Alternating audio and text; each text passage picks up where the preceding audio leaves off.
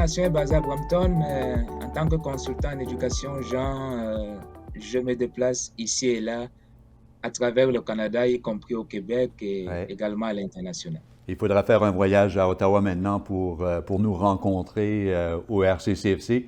Alors Bertrand, peut-être dans un premier temps, vous présenter et également présenter votre expérience et ce que votre entreprise fait actuellement. Avec plaisir, Jean, mais d'abord, merci beaucoup pour cette invitation. Vous l'avez dit, je suis Bertrand Défaut, consultant en éducation, enseignant dans une autre vie, enseignant au secondaire, enseignant au postsecondaire. Il faut dire que j'ai travaillé pendant 2 ans pour la cité collégiale, hein. Je fais partie de l'équipe qui a démarré le campus de Toronto de la cité collégiale, hein, en tant qu'enseignant de relations publiques, mais aussi expert de contenu. Donc, ça a été une très, très, très belle expérience. Donc, expérience en Ontario, je suis membre de l'Ordre des enseignantes et des enseignants de l'Ontario. Expérience au Québec, puisque j'ai un brevet d'enseignement du Québec, mais aussi expérience à l'international. Alors, EducNation Consulting Inc. existe depuis avril 2016, donc dans quelques semaines, ce sera le 7e anniversaire. Mais EducNation, ce n'est pas seulement EducNation, c'est surtout son réseau de collaborateurs, de partenaires. Et l'un de nos partenaires majeurs, là, c'est ARPI, l'agence de recrutement et de placement international. Vous allez comprendre dans quelques instants, Jean, lorsque je vais développer certaines idées, pourquoi ce partenariat est si important. Les partenariats d'Éducation Consulting Inc. et de ARPI, c'est aussi vers l'Afrique francophone dont nous parlons justement aujourd'hui. Une Afrique francophone de plus en plus développée, de plus en plus entreprenante, hein, d'un point de vue de la formation et d'un point de vue évidemment de l'éducation au secondaire, l'éducation aussi au postsecondaire, notamment dans les domaines techniques et professionnels. J'ai collaboré pour l'Office de la qualité de la responsabilité en éducation, très très connu en Ontario. C'est l'organisme responsable de tous les tests provinciaux. Et j'ai notamment fait partie pendant 7 ans du comité de contenu et de sensibilité de l'OQRE, dans l'Office de la qualité de la responsabilité en éducation. J'ai été membre de la Chambre de commerce du Canada à travers EducNation Consulting Inc. Et puis, je suis membre de la Fédération des coachs certifiés et de d'autres organisations. Donc voilà, nous n'avons pas le temps de parcourir tout cela. Et je vais terminer en soulignant que ma collaboration continue avec Parents Partenaires en Éducation, qui regroupe les parents d'expression française ou d'expression francophone en Ontario, dont j'ai été membre du conseil d'administration. Alors, je donne des ateliers, je donne des formations en présentiel et en ligne à travers le Canada, pas seulement en Ontario, à travers le Canada, le Manitoba, le Québec et ailleurs, et bien sûr à l'international. Voilà, je m'arrête là pour ma présentation, Jean. C'est bien parce que vous connaissez non seulement le Québec, mais vous connaissez aussi la francophonie canadienne. Alors, vous avez une perspective francophone hors Québec avec nos membres qui sont en francophonie hors Québec, par exemple Collège Mathieu, Collège Éducacentre en Colombie-Britannique, le Collège Boréal ici en Ontario, CCNB au Nouveau-Brunswick. Alors, vous avez quand même cette perspective-là qui est intéressante là, à apporter à la table en ce moment. Dites-moi, d'autre part, vous êtes originaire du Cameroun. Je pense que C'est c'est une bien ça. région que vous connaissez bien. Parlez-nous un petit peu du contexte postsecondaire avec une perspective plus formation professionnelle pour le Cameroun, Bertrand.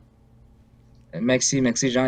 Oui, je suis originaire du Cameroun, où j'ai étudié jusqu'à l'université avant de me rendre en Suisse, à l'Université de Genève, grâce à une bourse d'études. Puis ça a été la belle aventure canadienne depuis 2004 qui continue avec beaucoup, beaucoup, beaucoup de bonheur.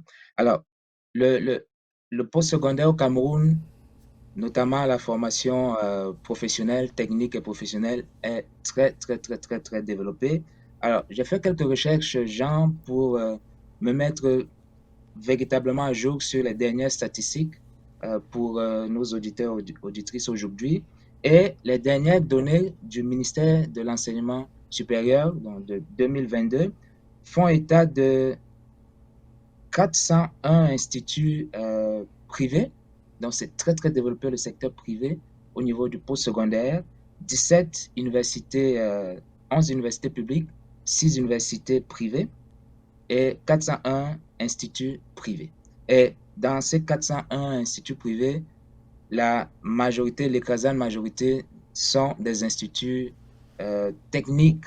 Il y a aussi au Cameroun ce qu'on appelle des IUT, Instituts universitaires techniques, créés par l'État, donc qui forment les jeunes Camerounais et Camerounaises à, au domaine de l'enseignement technique. On a la faculté d'agronomie, qui est très très connue. On a l'école des eaux et forêts au Cameroun. Nous avons aussi au Cameroun l'école normale supérieure d'enseignement technique.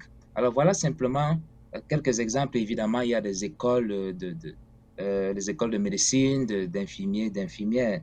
Euh, donc, au Cameroun, l'enseignement technique a un diplôme très, très intéressant qui fait beaucoup penser au cégep, à nos cégeps ici, Jean. C'est ce qu'on appelle au Cameroun le BTS, dans le brevet de technicien supérieur, qui s'obtient à la fin, 2 ans après la fin des études secondaires. Il faut dire qu'au Cameroun, c'est un peu le système français qui est appliqué, c'est-à-dire que le secondaire va jusqu'à ce qu'on appelle là-bas la terminale, qui est l'équivalent de la 13e année au Québec ou de la 12e année en Ontario. Donc, la fin du secondaire et ensuite, donc, on a 2 années d'études postsecondaires et on obtient à la fin de ces 2 années le BTS, qui est le brevet de technicien supérieur. Donc, il y a de nombreux jeunes Camerounais, Camerounaises qui optent maintenant pour des formations techniques. Pour la petite histoire, lorsque j'étais beaucoup plus jeune, ado, jeune adulte au Cameroun, on considérait que l'enseignement technique était, malheureusement, mais ça a changé, voilà pourquoi je vous en parle aujourd'hui, on considérait beaucoup, en tout cas, pensait que l'enseignement technique était pour les personnes qui n'avaient pas beaucoup d'ambition dans la vie, hein. Voilà, malheureusement. Mais aujourd'hui, je suis très, très heureux de constater à quel point ces mauvaises langues-là, à quel point ces préjugés injustifiés et défavorables ont complètement changé, puisque de nombreux Camerounais et Camerounaises ont compris que l'avenir, en tant qu'individu, mais aussi l'avenir du Cameroun, se trouve du côté de l'enseignement technique et professionnel. Voilà ce que je peux dire par rapport à cette première question, Jean. Dites-nous maintenant, Bertrand, vous connaissez bien les collèges francophones de l'ensemble du Canada. Pour ce qui a trait au Cameroun, là, quels seraient les secteurs les plus porteurs pour que nos collèges et cégeps puissent y aller et peut-être faire des contacts, là? Dans quel secteur vous pensez qu'ils pourraient cibler spécifiquement? Plusieurs secteurs, Jean, plusieurs secteurs. Mes collègues avant moi ont identifié certains secteurs qui sont vrais aussi pour le Cameroun. Il y a le secteur de la santé, évidemment, inévitable, le secteur de la santé. Le Cameroun a cruellement besoin, malgré les efforts évidemment de l'État et du secteur privé, mais le Cameroun a encore besoin de développer le secteur de la santé, de développer la formation, par exemple pour les infirmières et infirmiers. Et sur ce plan-là, le Cameroun, les Camerounais, le secteur privé recherche des partenaires dans le domaine, d'où le partenariat d'éducation avec ARPI, l'agence de recrutement et de placement international. Et un projet sur lequel nous travaillons à ARPI et éducation, c'est genre de former sur place des infirmiers, infirmières, mais de les former selon le curriculum canadien, selon les exigences, n'est-ce pas, auxquelles nous sommes habitués ici au Canada. Je vais faire le lien avec la pénurie de main-d'œuvre que nous vivons présentement, là, cette forte, forte pénurie qui touche quasiment tous les domaines, mais je vais m'arrêter seulement au domaine de la santé par rapport à la question que vous m'avez posée. Et oui, c'est bien, comme plusieurs cégeps l'ont fait, de recruter des étudiants pour les cégeps afin que les programmes du domaine de la santé, les infirmières et infirmiers par exemple, restent ouverts. Mais à ARPI, nous pensons qu'il serait aussi intéressant de former sur place, selon le modèle canadien, selon les exigences canadiennes, avec du personnel canadien lorsque c'est nécessaire, certifié, qualifié, Cyril. comme nous l'avons ici sur place, mais de les former sur place, avec tous les avantages que je n'ai pas besoin de vous décrire ici, faute de temps. Voilà un projet sur lequel nous travaillons à ARPI, ARPI Éducation, et nous avons besoin de partenaires canadiens qui nous écoutent là pour mener à bien ce projet. Un autre domaine, Jean, c'est le domaine de la foresterie. Le Cameroun, nous le savons, a beaucoup de forêts, la transformation du bois, mais aussi la pérennisation de la forêt. Parce que nous faisons attention à l'environnement au Cameroun autant qu'au Canada. Oui, transformer le bois, mais aussi pérenniser l'écosystème, pérenniser la forêt. Il y a de grands besoins dans ce domaine-là. Puis, il y a l'agriculture que nous avons déjà mentionné. C'est d'ailleurs un problème mondial, nous le savons. L'agriculture et l'agroalimentaire, tout ce qui est transformation. Le Cameroun est un grand pays agricole, mais le Cameroun a besoin de développer davantage son agriculture. Et ici se pose le problème de la mécanisation de l'agriculture au Cameroun. Et aussi le problème de la transformation, parce que malheureusement, de nombreux produits des champs pourrissent, faute d'être transformés. De nombreux fruits, il y a des tonnes de mangues, des tonnes d'ananas, des tonnes de bananes, hélas, que les agriculteurs sont obligés de jeter parce que parce qu'on n'a pas les moyens au Cameroun toujours de les transformer, de les commercialiser. Donc voilà un autre domaine très, très, très, très, très porteur. Et puis, pour ne pas être trop long, Jean, par rapport à cette question, le domaine de l'énergie. On a mentionné déjà cela, hein. Le premier intervenant l'a mentionné, le domaine de l'énergie.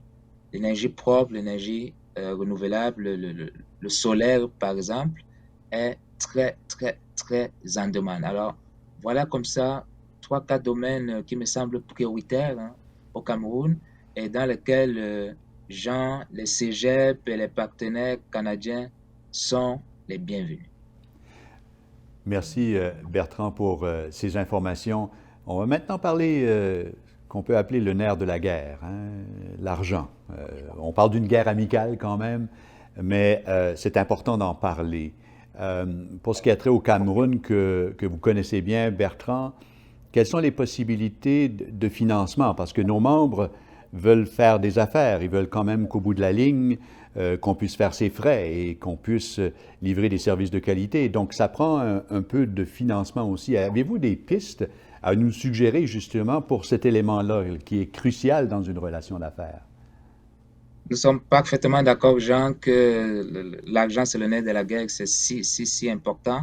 Je vous dirais, Jean, que au Cameroun, il y a des partenaires fiables. Il faut savoir les trouver par contre. Je vous ai parlé, par exemple, là, de la floraison d'instituts privés, 401 selon les dernières données du ministère de l'Enseignement supérieur du Cameroun. Ça veut dire que si on ne connaît pas suffisamment le terrain, si on ne se fait pas accompagner par des acteurs crédibles comme Harpi, comme Éducation, on peut malheureusement faire de mauvaises affaires. Par contre, lorsqu'on connaît le terrain, on sait où trouver, où dénicher les partenaires fiables, les partenaires intègres, les partenaires qui non seulement comprennent la vision, mais aussi ont les moyens financiers oui, d'accompagner cette vision-là. Donc, oui, c'est tout à fait possible. Et permettez-moi de vous dire que Harpi, l'agence de recrutement et de placement international, et Éducation se rendent en quelques semaines, du 2 au 12 mai prochain, se rendent au Cameroun donc, en mission à la fois d'exploration, d'information et de recrutement. Voilà comme ça une belle occasion, Jean, la main tendue là, que nous faisons à nos partenaires canadiens. Oui, il y a les moyens financiers, oui, il y a l'infrastructure nécessaire, mais il faut savoir, et j'insiste vraiment là-dessus, il faut savoir à qui parler. Parce que malheureusement, dans cette floraison-là d'instituts privés, techniques et professionnels, on s'imagine bien que tous ne sont pas logés à la même enseigne, tous n'ont pas les mêmes moyens financiers, tous n'ont pas la même expérience, tous n'ont pas la même intégrité. Donc, c'est parfaitement possible. Il y a de la volonté. Je me suis rendu au Cameroun en 2016 et en 2019 pour nouer des contacts, pour explorer davantage, pour nouer des partenariats. Je me suis rendu également au Congo à deux reprises dans les dernières années, Congo-Brazzaville. Alors, c'est juste un clin d'œil à nos amis du Congo-Brazzaville qui vont écouter cette émission pour dire qu'il y a des partenariats au Cameroun, il y a des partenariats au Congo, il y a des partenariats en Afrique centrale et le Canada est le bienvenu. Je vais terminer là, Jean, parce que c'est très important. Lorsque j'étais au Cameroun en 2019, justement pour nouer des partenariats, comme j'ai dit tout à l'heure, Grâce à une connexion locale, je me suis rendu au lycée technique de N'Kolbison. C'est en banlieue de Yaoundé, la capitale. Et le proviseur et son équipe ont eu l'amabilité de nous recevoir dans la délégation d'éducation, de nous faire visiter le lycée technique.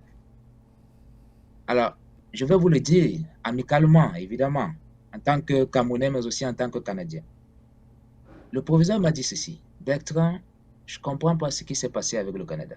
Ce lycée, tout l'équipement que tu vois ici, Bertrand, ça a été construit, ça a été offert par la coopération canadienne, par le Canada. Et le Canada m'a-t-il dit, le proviseur de ce lycée technique-là, le Canada a construit d'autres lycées techniques comme ça au Cameroun. Moi, je n'avais pas cette information, n'est-ce pas? Il me l'a dit ce jour-là. Mais le Canada, nous ne savons pas là ce qui est arrivé. Le Canada n'est plus là. On a besoin des Canadiens pour continuer la formation de nos jeunes. Il m'a fait visiter, c'était une belle coïncidence parce qu'il y avait une exposition ce jour-là dans le lycée. Et j'ai pu voir à quel point les jeunes Camerounais, lorsqu'ils sont bien encadrés, lorsqu'il y a les équipements nécessaires, peuvent être des génies. J'ai pu voir des meubles confectionnés par des jeunes, j'ai pu voir des laboratoires mis sur pied, j'ai pu voir la- tout l'équipement technique là, de différents domaines, le chaud et froid, l'informatique, etc., Mm. etc., des produits de première nécessité fabriqués dans les laboratoires de ce lycée technique construit, offert par le Canada. Voilà, comme ça, Jean, je voulais vraiment parler de ça parce que ça montre à quel point le Canada s'est impliqué dans le passé, ça montre à quel point le Cameroun voudrait revivifier cette coopération-là dans le domaine de l'éducation, de la formation avec ses partenaires canadiens. Merci, merci beaucoup Bertrand, surtout pour le dernier élément là, qui m'a allumé certaines idées dans mon esprit. Pourquoi le gouvernement canadien a mis en place des infrastructures comme ça et les a laissés un peu aller, si on veut, puis que nos cégeps et nos collèges ne sont pas là pour continuer le travail. Alors, vous pouvez être assuré que je vais vérifier avec quelques intervenants ici à Ottawa qu'est-ce qui se passe avec ça pour voir s'il n'y a pas une possibilité justement pour nos membres pour relancer des projets avec ces organisations-là, ces collèges-là que vous avez mentionnés.